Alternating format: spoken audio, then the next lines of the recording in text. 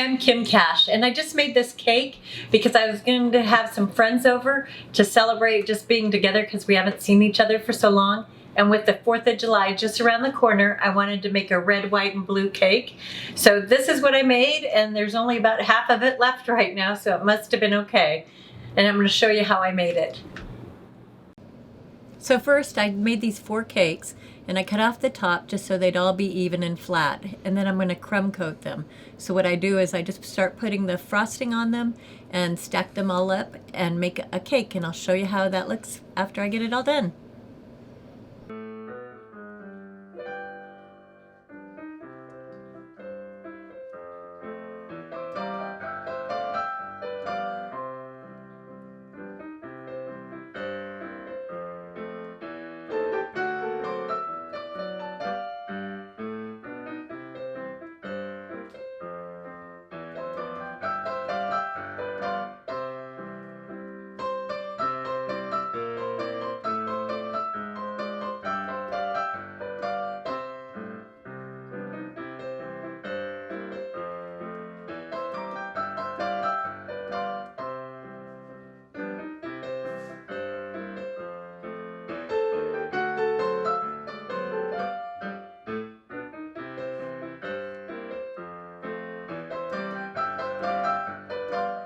If you saw that acrylic piece of clear plastic, that's what I used to scrape off some of the excess frosting to make it all smooth and even. And then I touch it up a little bit where I find little pockets where there's frosting missing.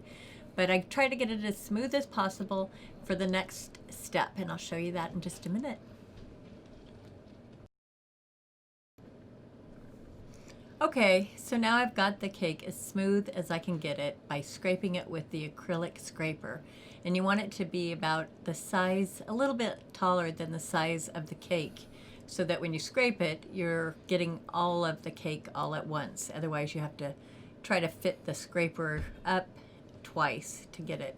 But anyway, this is a nice scraper that I have, and I've got it nice and even. And now I'm starting to use the metal textured scraper. And what I do is I press it up against the cake, as you can see me doing, and I'm scraping away excess white frosting to make a textured cake. And it is creating these ridges, and it's a little messy, you can see that. So you're gonna have to go back over it a couple times. The first pass is not gonna be perfect, and I wipe off the scraper, wipe off the frosting that's on it, so that each time I'm making a pass over the cake, I've got a clean scraper. And I try to push it up against the cake so that it's nice and even. And that's why you want your cake to be all the same level, same consistency in height, and just so that when you press now, you're getting it all at once. Otherwise, you're gonna have some pockets that are scraped away and some that aren't.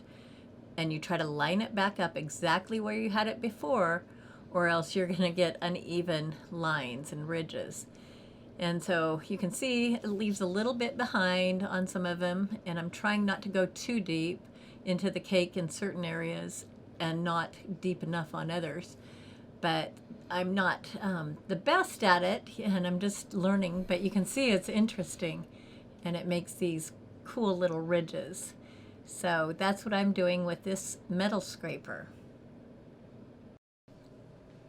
Okay, so now I've got it as even as I can hopefully get it, with the ridges trying to be as perfect as possible.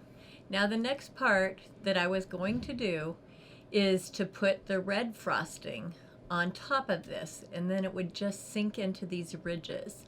And then you'd have red all over the white frosting, and I take my acrylic, the see-through scraper, and I scrape away the excess red all over the cake, and then you end up with the red and white stripes.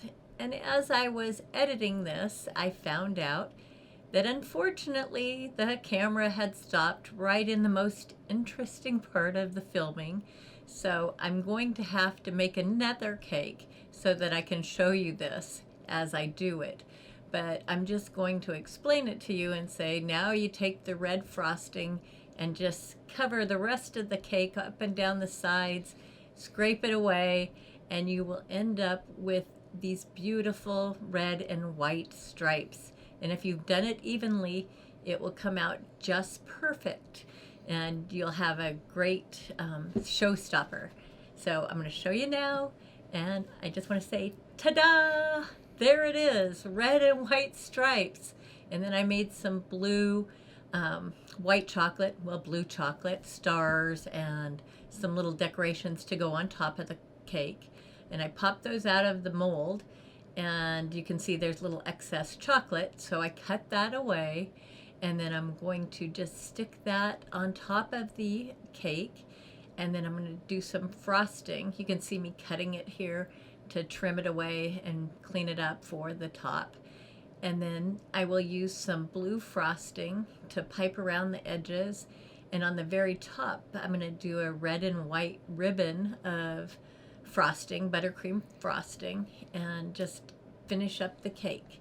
So I hope you enjoy watching this, and I'm sorry that you didn't get to see the red all over the cake, but things aren't always perfect.